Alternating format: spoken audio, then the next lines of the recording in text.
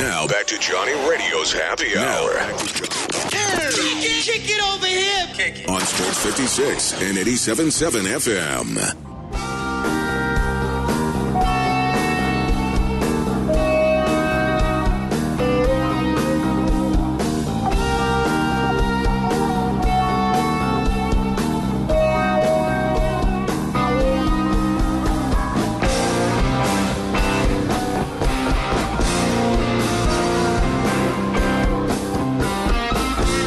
Welcome back into a little Johnny Radio's Happy Hour on a hump day. I am your sports mixologist, John Hardin, on the other side of the glass. My good buddy, our producer, C.J. Hurt. Got a busy show today. Talked some NFL action with Ty Shalter in the last segment. Talking about Peyton Manning, statue, Cutler and Romo to the booth. Talk about the battle in Denver. Will Trevor Siemian or will be our boy Paxton Lynch? Will they win? Who's going to get that battle? We talked about Corey Davis and how good he's going to look with Tennessee. Had a lot of fun on the NFL. And a lot of times when we talk sports, we talk about gambling. We talk about lines. I give you plays every day on our daily special. Every day around 2:50, I drop out a few plays. And now I realize a lot of people out there, they don't know exactly where to play or what the lines mean or what's going on really with sports betting in the U.S. We now have teams in Vegas. We got a few commissioners who are a little bit, a little bit more at ease with maybe the sports wagering than we've had in the past. We still have King Roger, of course, who doesn't like it. But we have all these questions, and so we need some answers. So we were lucky today because Jim Murphy is going to join us. He has over 25 years in the industry. He's done everything from lay lines to put out, podcast on, the betting information. I mean, he's literally done everything from football to I listened to a podcast of him where he was talking about some odds on wrestling. That's right, some wrestling. I didn't even know they had odds. They have odds on the political side where, the political side. I mean, there's odds on anything. We mostly focus on sports betting, so he's part of sportsbettingexperts.com. It's a website that was created, and their mandate is to inform readers about sports betting, the industry, and honestly, they kind of just go through all the muck, the blah, blah, blah, the bad sites, the people who are just trying to rip you out, and they found the best places to place wagers, the best places to get information, and they have just a team with decades and decades of experience in the sports betting industry on both sides of the counter. So right now, we're going to talk with Jim Murphy now, and he joins us. What's up, Jim? Not a lot. Just enjoying a kind of a warm day here in South Carolina. My man, from South Carolina part of the year, and then what did the other part of the year? You're in Utah? That's where I was born. That's where I grew up, and I spent a lot of time in Las Vegas.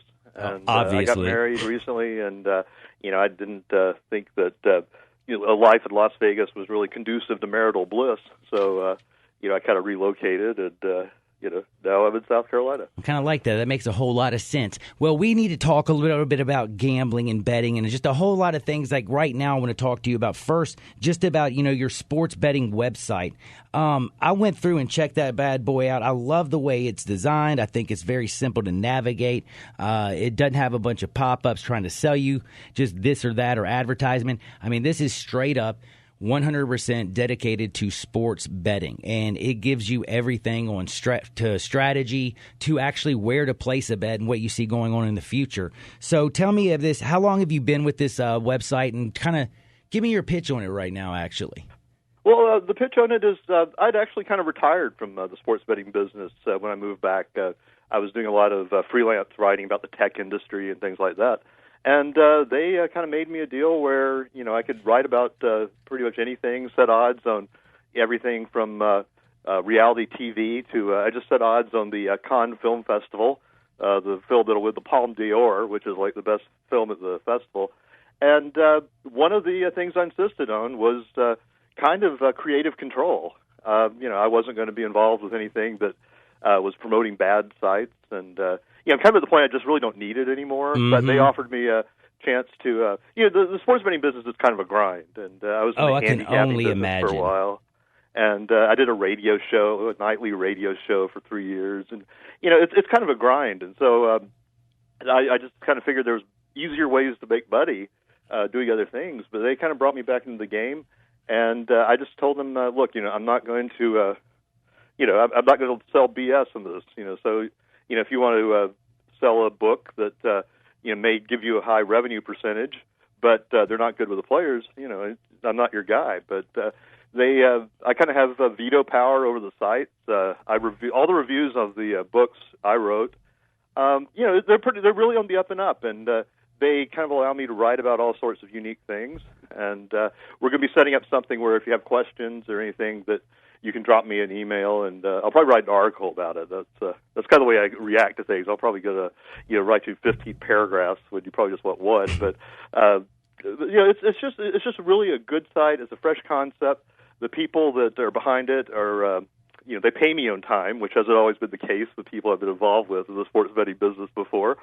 And, they're just good people to work for, and I think we put out a really good product. I absolutely love the product, I have to tell you that. And so that we are talking about sportsbettingexperts.com. They're also on Twitter, and you can follow them at sportsbettingex.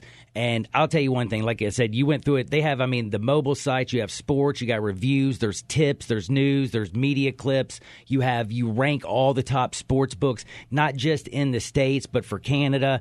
And I have to say, congrats, good job, and I'm glad y'all are going to be part of the show. Now, I have to ask you a few questions because there's so many people out there who are fearful, actually, now because of some of the changes that have gone on. Can you explain to them how it is now that the sports betting industry, what it looks like right now, and can you place wagers inside of the, continental U.S.? Yes, you can. It's probably actually easier to move money around and place wagers than it's been at any point. Probably since the UIGEA passed, the Unlawful Internet Gambling Enforcement Act. Mm-hmm. A lot of that's due to the development of Bitcoin and cryptocurrencies, because a lot of the books, especially the ones that serve the U.S., are taking Bitcoin now. And, there goes your problem getting money to it. Yep.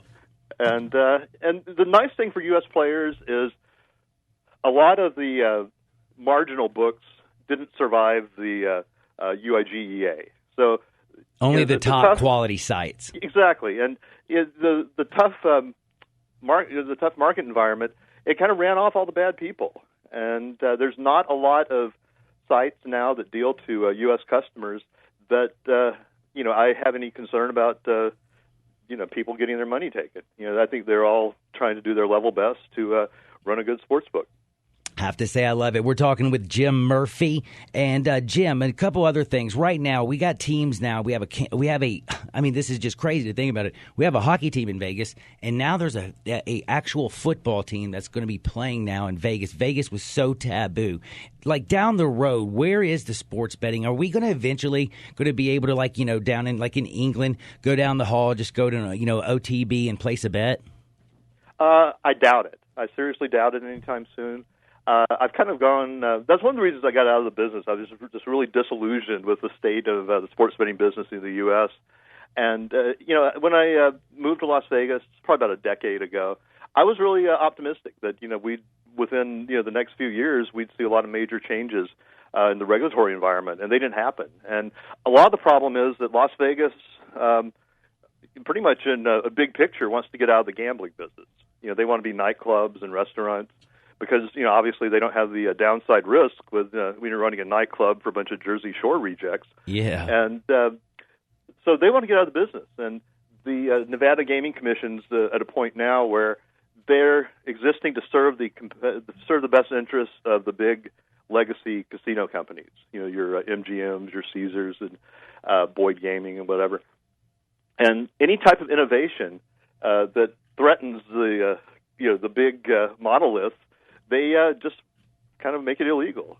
When William Hill bought out the majority of the sports books in Nevada, they wanted to introduce kiosk wagering, where you could go down to the local bar and bet through it's almost like an ATM machine. Yeah, kind of like we do for the horses, over the dog track.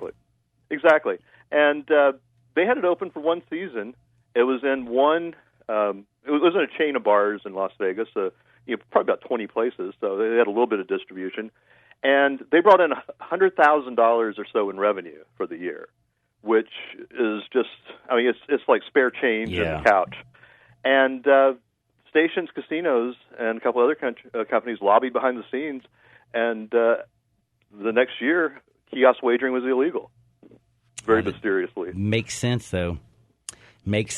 Yeah. All right. Well, I have another couple questions for you. Now, are you into NBA? Do you give picks on national basketball, like right now in the postseason? I really don't do a lot of picks right now.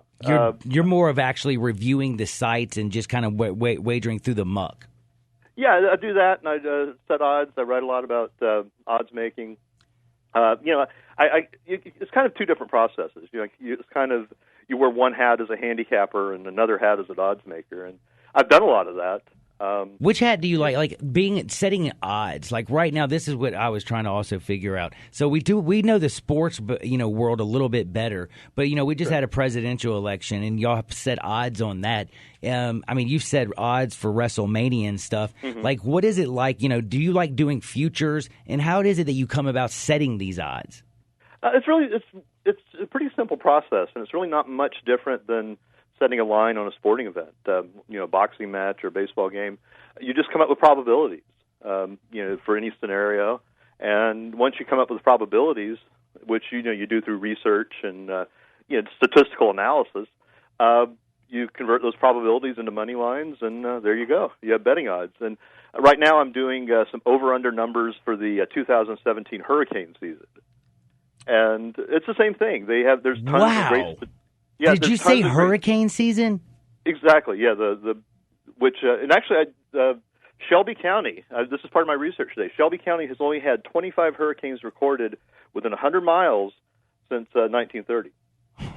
So that's the kind of information you get. So this is amazing. Yes, this is sportsbettingexperts.com. You can bet on the NFL, NBA, MLB, National Hockey League, of course. But like you said, you can bet on... Go Predators, by the way. I'm a big Preds fan, so... Playoffs, NHL playoffs are going on right now. You've got everything in here. Yeah, we do, and that was another frustration I had in Nevada. Is they really don't have much interest in expanding the wagering menu.